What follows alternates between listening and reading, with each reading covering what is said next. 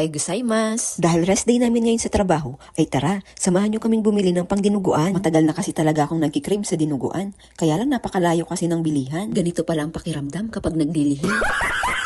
Diyos may Marimar Joy, balak mo bang maging anino ang baby mo? Napakaseryoso naman neto. Arti-artihan lang naman. Tara na nga at kakain muna tayo bago tayo pumunta dun sa bilihan. Uy, for the aesthetic ng video. Pagkadatingan namin sa Aeon Mall, ay nilocker muna namin yung mga dala namin para feel free to move. Feel free to move. Kala mo commercial model ng napkin eh. Yan pala yung pagkain ko ngayon. 3 gyoza at chowpan. Napadami kasi talaga yung nabili naming mga dilatang gatas. Kaya mamaya, pag nagutom kami, yun na lang munang lalaklakin namin ni Yurang. Oops, for the aesthetic videos ulit tayo. Sa totoo lang, nakakapagod gawin itong aesthetic videos na to. Pabalik-balik kasi ng pabalik-balik. Feeling ko nga magkakapigsa na yung mga hita ko eh.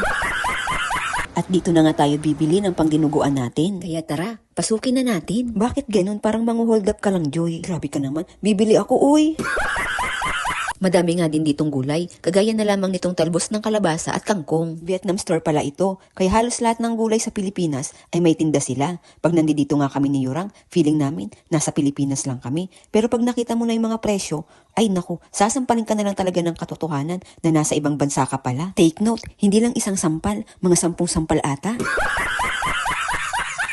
Pero kung ikukumpara mo ang presyo ng Vietnam store sa Philippine store ay higit na mas mura dito. Kung dito, 10 sampal lang, sa Philippine store, mga 20 sampal ata o higit pa.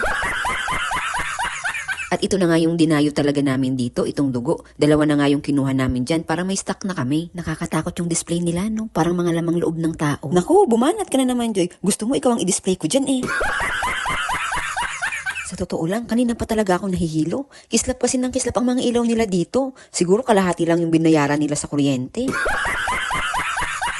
Ang lalaki nga din ng mga tinda nilang isda dito. At ito may uod-uod din silang tinda. Ang sarap din sanang mamili nitong nyug. Kaya lang wala naman kasi tayong itak at wala rin kudkuran dito. Kaya tara na nga at magkukwentuhan pa tayo habang nag-aabang kami ng bus. O diba, nakarating kami ni Yurang kung saan-saan na ganito lang ang suot. Wala naman kasing pakialam ang mga tao dito sa itsura o kung paano ka manamit. Sa totoo nga niyan, ang magiging basher mo pa, yung kalahi mo din. Naalala ko tuloy, yung isa sa mga katrabaho ko, bawat pagsibol kasi, paghinog at pagputok ng mga tagyawat ko ay pinupuna niya. Parang hindi kompleto yung araw niya pag hindi niya sinisensus yung mga tagyawat ko. Kahit nga yung pag-migrate mula sa isang pisngi papunta sa noo ay updated din siya. Kulang na nga lang makilamay siya sa tuwing namamatay yung mga tagyawat ko.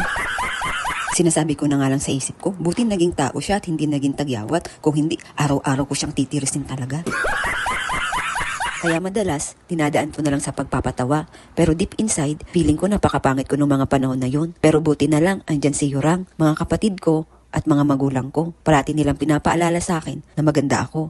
At okay lang na may tagyawat at hindi yun kabawasan sa pagkatao ko. Kaya sa mga kagaya ko na may ganun din pinagdaanan o pinagdadaanan, gusto ko lang sabihin na you are beautiful no matter what they say.